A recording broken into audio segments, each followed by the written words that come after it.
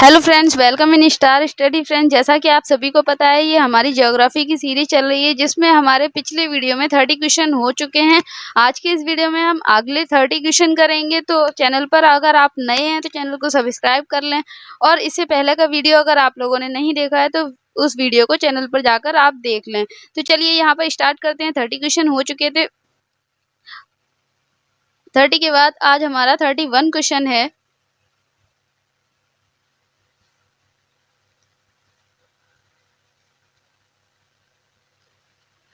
यहाँ लिखा है कि सूर्य की बाह्यतम परत को क्या कहते हैं। ये पूछा गया है। वर्णमंडल, प्रकाश मंडल, किरीट या कोरोना या स्थल मंडल, क्या कहा जाता है सूर्य की बाह्य परत को? तो यहाँ पर ऑप्शन नंबर सी ठीक हो जाता है। उसको किरीट कहा जाता है, कोरोना कहा जाता है। ऑप्शन नंबर सी यहाँ पर ठीक है।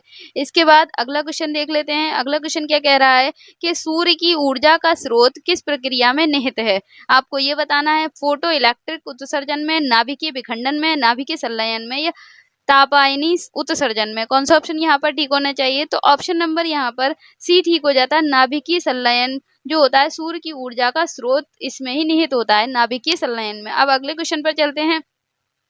अगला क्वेश्चन है यहाँ पर, पृथ्वी कितनी पुरानी है, इसका निर्धारण किस आधार पर किया जा सकता है, किस प्रकार किया जा सकता है?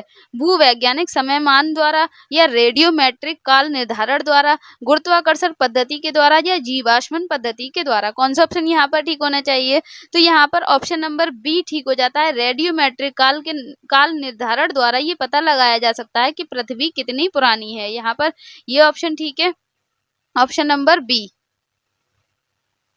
अगला क्वेश्चन देख लेते हैं। अगला क्वेश्चन क्या कह रहा है, निम्नलिखित में से किसको लाल ग्रह कहा जाता है? शुक्र को, बुध को, मंगल को या बृहस्पति को? तो कौन सा ऑप्शन ठीक हो जाता है? तो यहाँ पर ऑप्शन नंबर सी बिल्कुल ठीक हो जाता है। मंगल ग्रह को लाल ग्रह कहा जाता है। शुक्र को चमकीला और सांझ का तारा और भोर का तारा ये कहा जाता है। बुध की क्या खासियत होती है? बुध की ये खासियत होती है, ये सबसे छोटा ग्रह है और सूर्य के सबसे निकट होता है। बृहस्पति सबसे बड़ा ग्रह होता है। तो यहाँ पर क्या पूछा गया है? लाल ग्रह पूछा गया है। तो ऑप्शन नंबर सी यहाँ पर ठीक हो जाता है। इसके बाद अगले क्वेश्चन पर चलते हैं। सूर्य से पृथ्वी तक पहुंचने में प्रकाश को कितना समय लगता है, ये आपको बताना है। 8 घंटे 20 सेकंड, 8 मिनट 20 सेकंड या 8 सेकंड या 20 सेकंड? कौन सा ऑप्शन यहाँ पर ठीक हो जाता है? तो ऑप्शन नंबर यहाँ पर बी ठीक हो जाता है। 8 मिनट 20 सेकंड लगते हैं सूर्य के प्रकाश को पृथ्वी तक पहुंचने में। अगला क्वेश्चन देखते हैं। पूर्व से पश्चिम की ओर परिक्रमण करने वाले ग्रह का नाम क्या है? वीनस, मंगल, नेपच्यून या बुध? तो कौन सा ऑप्शन यहाँ पर ठीक हो जाता है? ऑप्शन नंबर यहाँ पर कौन सा ठीक होना चाहिए? तो अकेला वीनस ऐसा ग्रह होता है जो पूर्व से पश्चिम की ओर घूमता है। बाकी सारे ग्रह जो होते हैं वो पश्चिम से पूरब की ओर घूमते हैं। तो यहाँ पर ऑप्शन नंबर ए ठीक हो जाता है। इसके बाद अगला क्वेश्चन देख लेते हैं। सौर मंडल में हाल ही में खोजे गए सबसे बाहरी क्षुद्र ग्रह को क्या नाम दिया गया है? क्वार्क, जीनॉन, सैडना या एस्टेरिक्स? कौन सा ऑप्शन यहाँ पर ठीक हो जाना चाहिए? तो क्षुद्र ग्रह को जो नाम दिया गया है, सौर मंडल में जो खोजा गया ग्रह है क्षुद्र ग्रह, उसको क्या नाम दिया गया है? तो ऑप्शन नंबर यहाँ पर सी ठीक हो जाता है। सैडना नाम दिया गया है उसको। ऑप्शन नंबर सी यहाँ पर बिल्कुल ठीक है। अगले क्वेश्चन पर चलते हैं। निम्नलिखित में से किस क्षेत्र में मध्य रात्रि सूर्य को देखा जा सकता है? उष्ण कटिबंधीय क्षेत्रों में, उष्ण शीतोष्ण क्षेत्रों में, आर्कटिक और अंटार्कटिक क्षेत्रों में, सूर्य ग्रहण के समय कहीं पर भी? तो कौन सा ऑप्शन यहाँ पर ठीक होना चाहिए? ऑप्शन नंबर सी यहाँ पर ठीक हो जाता है। आर्कटिक और अंटार्कटिक क्षेत्रों में मध्य रात्रि के समय भी सूर्य को देखा जा सकता है। यहाँ पर ऑप्शन नंबर सी ठीक है। अगला क्वेश्चन देख लेते हैं। नासा ने किसका अध्ययन करने के लिए मैसेंजर सैटेलाइट लॉन्च किया था? बुध का, शुक्र का, शनि का या बृहस्पति का? कौन सा ऑप्शन यहाँ पर ठीक होना चाहिए? तो ऑप्शन नंबर ए यहाँ पर ठीक हो जाता है। नासा ने जो मैसेंजर सैटेलाइट लॉन्च किया था वो बुध का पता लगाने के लिए, बुध का अध्ययन करने के लिए लॉन्च किया गया था। और नासा की फुल फॉर्म क्या होती है? तो नासा की फुल फॉर्म होती है नेशनल एरोनॉटिक्स स्पेस एडमिनिस्ट्रेशन। और इसका गठन कब हुआ था ये भी आपको पता होना चाहिए। तो इसका आंसर लगभग सबको पता होगा, वो आपको कमेंट करके कमेंट बॉक्स में बताना है। अब अगले क्वेश्चन पर चलते हैं। कौन सा ग्रह हरे प्रकाश को उत्सर्जित करता है? बृहस्पति, शुक्र, यूरेनस या वरुण। कौन सा ऑप्शन यहाँ पर ठीक हो जाता है? तो ऑप्शन नंबर यहाँ पर सी ठीक हो जाता है। यूरेनस जो होता है वो हरा प्रकाश उत्सर्जित करता है। अगले क्वेश्चन पर चलते हैं। भूमंडलीय तापन का प्रमुख कारण क्या है? जीवाश्म ईंधन को जलाना, बार बार ज्वालामुखी का फटना, पेड़ों का काटना, पृथ्वी सूर्य के निकट होती जा रही है। तो कौन सा ऐसा है जो ग्लोबल वार्मिंग का कारण है? तो ऑप्शन नंबर सी यहाँ पर ठीक हो जाता है, पेड़ों का काटना। पेड़ों के काटने से क्या होता है? ऑक्सीजन की कमी होती जाती है और ग्लोबल वार्मिंग का ये प्रमुख कारण है। अगले क्वेश्चन पर चलते हैं। निम्नलिखित में से किस खगोलीय पिंड में हीलियम की मात्रा प्रचुर होती है? पृथ्वी, चंद्र, शुक्र या शनि। कौन सा ऑप्शन यहाँ पर ठीक होना चाहिए? तो ऑप्शन नंबर यहाँ पर ए ठीक हो जाता है। पृथ्वी में हीलियम की प्रचुर मात्रा पाई जाती है। अगला क्वेश्चन देख लेते हैं। अगला क्वेश्चन यहाँ पर है, पृथ्वी अपने अक्ष पर कितनी आनति पर, यहाँ पर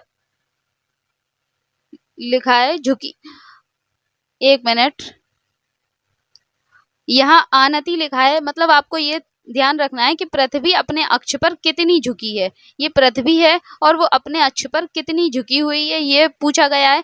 23.5 अंश, 22.5 अंश, 21.5 अंश या 20 अंश। तो कौन सा ऑप्शन यहाँ पर ठीक हो जाता है?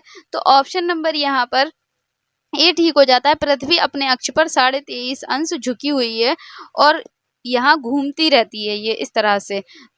अगले क्वेश्चन पर चलते हैं। क्षुद्र ग्रह एस्ट्रॉइड सूर्य के चारों ओर किन के बीच चक्कर लगाते हैं? पृथ्वी और मंगल के, बृहस्पति और मंगल के, बृहस्पति और शनि के, शनि और वरुण के। तो क्षुद्र ग्रह किसके चारों ओर, किसके बीच चक्कर लगाते हैं सूर्य के चारों ओर? तो यहाँ पर 44 का आंसर हो जाता है। मंगल और बृहस्पति के बीच क्षुद्र ग्रह चक्कर लगाते हैं। अगला क्वेश्चन है, वायुमंडल में दैनिक मासिक मौसम परिवर्तन निम्नलिखित में से किसके कारण होते हैं? क्षोभ मंडल के, मध्य मंडल के, आयन मंडल के या समताप मंडल के। तो मौसम परिवर्तन जो होते हैं वो किस में होते हैं, वो किससे संबंधित होते हैं, ये आपको बताना है। तो मौसम परिवर्तन होते हैं क्षोभ मंडल से संबंधित होते हैं। क्षोभ मंडल को स्तन मंडल भी बोला जाता है। अब अगले क्वेश्चन पर चलते हैं। पृथ्वी के वायुमंडल का सर्वाधिक घनत्व तो कहाँ पर होता है? क्षोभ मंडल पर, समताप मंडल पर, मध्य मंडल पर या आयन मंडल पर। कौन सा ऑप्शन यहाँ पर ठीक होना चाहिए? तो ऑप्शन नंबर यहाँ पर ए ठीक हो जाता है। जो क्षोभ मंडल पर सर्वाधिक घनत्व होता है वायुमंडल का। अगला क्वेश्चन देख लेते हैं। पृथ्वी से टकराने वाला परावैंगनी किरण किसके अवक्षय के कारण होता है? Carbon monoxide, carbon dioxide, ozone या ऑक्सीजन। कौन सा ऑप्शन ठीक होता है? तो यहाँ पर ऑप्शन नंबर सी ठीक हो जाता है, ओजोन। सूर्य से आने वाली परावैंगनी किरणें जो होती हैं, हमें सूर्य से आने वाली परावैंगनी किरणों से ओजोन परत हमारी रक्षा करती है। तो यहाँ पर ऑप्शन नंबर सी यहाँ पर ठीक है। और ओजोन दिवस कब मनाया जाता है? तो वह 16 सितंबर को मनाया जाता है। अगला क्वेश्चन है, वायुमंडल की उस परत का नाम बताइए जिसमें मौसम की सभी परिघटनाएं होती हैं। तो मौसम संबंधी घटनाएं होती हैं आपके क्षोभ मंडल में। ऑप्शन नंबर ए यहाँ पर बिल्कुल ठीक है। अगला क्वेश्चन देख लेते हैं। वायुमंडल की सबसे निचली परत कौन सी होती है? तो वायुमंडल की सबसे निचली परत भी क्षोभ मंडल होती है। ऑप्शन नंबर ए यहाँ पर भी ठीक हो जाएगा। अगला क्वेश्चन देख लेते हैं। 100 मिलियन लीटर ईंधन प्रति वर्ष की उत्पादन क्षमता वाला संसार का विशालतम जैव ईंधन संयंत्र स्थापित किया गया है कहाँ पर? चीन में, भारत में, ब्राजील में या यूएसए में। कौन सा ऑप्शन यहाँ पर ठीक है? तो यहाँ पर ऑप्शन नंबर डी ठीक है, अमेरिका में स्थापित किया गया है ये। अगला क्वेश्चन है, सूर्य और पृथ्वी के बीच चंद्रमा कब आता है? चंद्र ग्रहण में, सूर्य ग्रहण में, नक्षत्र के दिन या पूर्णिमा के दिन। कौन सा ऑप्शन यहाँ पर ठीक हो जाना चाहिए? तो सूर्य ग्रहण के समय सूर्य और पृथ्वी के बीच चंद्रमा आता है। यहाँ पर ऑप्शन नंबर बी ठीक है। अगला क्वेश्चन देख लेते हैं। ऊंचाई बढ़ने से, और यहाँ पर एक बात और याद रखनी है, जब सूर्य और पृथ्वी के बीच चंद्रमा आता है तो सूर्य ग्रहण, और सूर्य और चंद्रमा के बीच पृथ्वी आती है तो चंद्र ग्रहण होता है। अगला क्वेश्चन है यहाँ पर, ऊंचाई बढ़ने से वायुमंडलीय दाब पर क्या प्रभाव पड़ता है? वह स्थिर रहता है, घटता है, वह बढ़ता है या सतत घटता बढ़ता रहता है? कौन सा ऑप्शन यहाँ पर ठीक हो जाता है? ऑप्शन नंबर बी यहाँ पर ठीक हो जाता है। वायुमंडलीय दाब सबसे नीचे क्षोभ मंडल पर अधिक होता है, जैसे जैसे ऊंचाई पर जाते जाते हैं वह घटता चला जाता है। अगला क्वेश्चन है यहाँ पर, सौर विकिरण का वह जो भाग गर्मी दिए पृथ्वी से परावर्तित हो जाता है, वह कौन सा भाग है? धवतला, शून्य, अवशोषण या एल विंडो? कौन सा ऑप्शन यहाँ पर ठीक होना चाहिए? तो ऑप्शन नंबर डी यहाँ पर ठीक हो जाता है, एल विंडो। अगला क्वेश्चन है, सूर्य का ताप हम तक पहुंचता है चालन द्वारा, संवहन द्वारा, विकिरण द्वारा, परावर्तन द्वारा? कौन सा ऑप्शन यहाँ पर ठीक हो जाता है? तो ऑप्शन नंबर यहाँ पर सी ठीक हो जाता है, विकिरण द्वारा सूर्य का ताप जो होता है वो हम तक पहुंचता है। सूर्य से जो किरणें आती हैं और विकिरण होता है, इससे ही हम तक इसका ताप पहुंचता है। अगला क्वेश्चन है, क्षोभ मंडल वायुमंडल का सबसे तप्त भाग है क्योंकि यह सूर्य के निकटतम है, अवशोषित कण है, आवेशित कण है, पृथ्वी के पृष्ठों से तप्त हो जाता है, इसमें ऊष्मा पैदा होती है। कौन सा ऑप्शन यहाँ पर ठीक हो जाता है? तो ऑप्शन नंबर सी यहाँ पर ठीक हो जाता है, पृथ्वी के पृष्ठ से तप्त हो जाता है, गर्म हो जाता है, इसीलिए ये सबसे ज्यादा तप्त भाग होता है। अगला क्वेश्चन है यहाँ पर,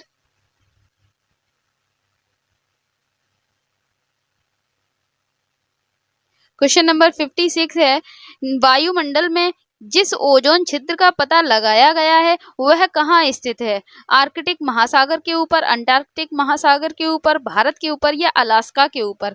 जो सूर्य से आने वाली परावैंगनी किरणों से हमारी रक्षा करती है वह ओजोन परत होती है। तो ओजोन परत कहाँ पर स्थित है यह पूछा गया है। 56 का आंसर हो जाता है अंटार्कटिका के ऊपर। अगला क्वेश्चन देख लेते हैं, रेखांश की प्रत्येक डिग्री के लिए किसी जगह के स्थानीय समय में ग्रीनविच समय के कितना अंतर होता है? 2 मिनट का, 4 मिनट का, 6 मिनट का या 8 मिनट का? ये आपको बताना है। तो कौन सा ऑप्शन यहाँ पर ठीक हो जाता है? ऑप्शन नंबर बी यहाँ पर ठीक हो जाता है, इसमें 4 मिनट का समय होता है, अंतर होता है समय का। अगला क्वेश्चन है, दक्षिण एशिया के निम्नलिखित देशों को उनके लोगों की साक्षरता के अवरोही क्रम में व्यवस्थित करना है? बांग्लादेश, भारत, पाकिस्तान और श्रीलंका। तो कौन सा ऑप्शन यहाँ पर ठीक हो जाएगा? इनको साक्षरता के क्रम में अवरोही क्रम में लगाना होता है। तो सबसे ज्यादा पढ़ा लिखा कौन सा देश हो जाता है यहाँ पर, ये आपको बताना है। तो यहाँ पर सबसे पहला आ जाता है श्रीलंका, उसके बाद आ जाता है भारत, उसके बाद आ जाता है पाकिस्तान, उसके बाद आ जाता है बांग्लादेश। तो यहाँ पर कौन सा ऑप्शन ठीक हो जाता है? ऑप्शन नंबर यहाँ पर सी ठीक हो जाता है। अगला क्वेश्चन देख लेते हैं, राशि में कुल संख्या है कितनी है? 10, 12, 13 या 11? कितनी राशियां होती हैं ये पूछा गया है। तो राशियां होती हैं 12, ऑप्शन नंबर बी यहाँ पर ठीक है। इस वीडियो का लास्ट क्वेश्चन है, अगर वीडियो को लाइक नहीं किया है तो वीडियो को लाइक कर दें और चैनल पर नए हैं तो चैनल को सब्सक्राइब कर लें। प्रमुख याम्योत्तर प्राइम मेरिडियन कहाँ से होकर निकलती है? ग्रीनविच से, उज्जैन से, न्यूयॉर्क से या टोक्यो से? कौन सा ऑप्शन यहाँ पर ठीक हो जाता है? तो ऑप्शन नंबर ए यहाँ पर ठीक हो जाता है, प्राइम मेरिडियन जो है वो ग्रीनविच से होकर निकलती है। आज के इस वीडियो में इतना ही, आगे के अगले क्वेश्चन हम अगले वीडियो में करेंगे। तो चैनल पर अगर नए हैं तो चैनल को सब्सक्राइब कर लें और इसके अगले वीडियो को वेट करें।